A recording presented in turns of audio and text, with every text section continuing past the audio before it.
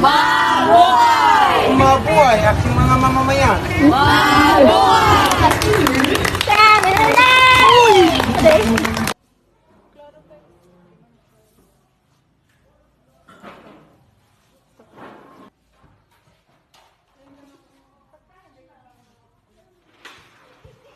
Huwag ka na umuwi ang aking mahal na Reyna. Bilang isang panganay na anak, ako ang muhuli sa iyong alar na upang gumaling na mahal na hari. Salamat po.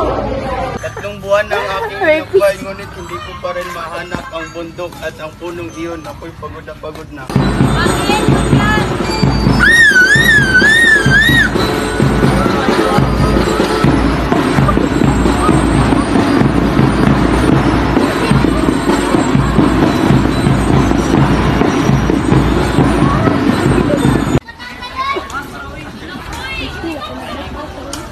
Kain na.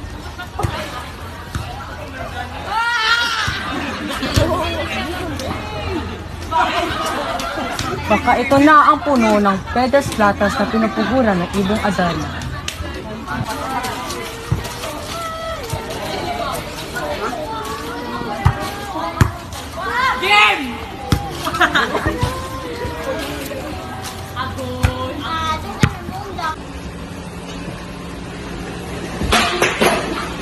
Anak Reyna!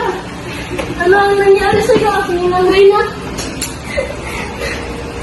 Ang mga anak ko, hindi pa bumabalik. At ang amang hari, ang kanyang kalagayan, lumulubha. Ano nang gagawin ko? Dad! Bilang isang bunsong anak, ipinapangako ko na hahanapin ko ang aking mga kapatid at ang ibong Adam na upang mapagaling ang aking ama. Hindi! Hindi ko kaya mawala ka, Dunuan! Ikaw na lang ang anak ko na nandito pa sa palasyo.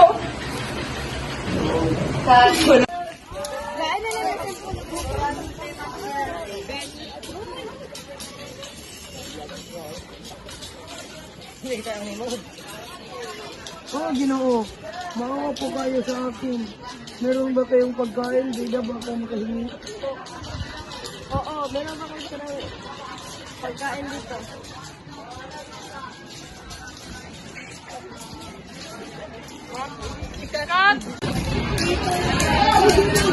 Ano ginagawa mo kayo?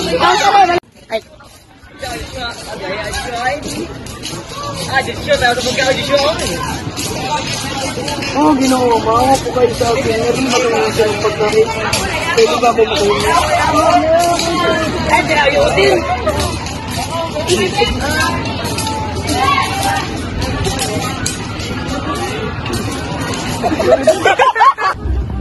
Tagpuan ko na rin ang puno ng Pedras Platas.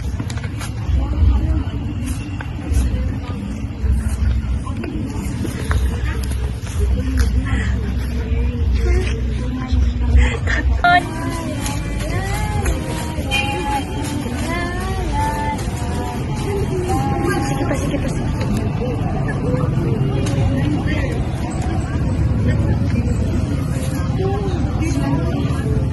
Tapos na, ito po itong awit ng ibong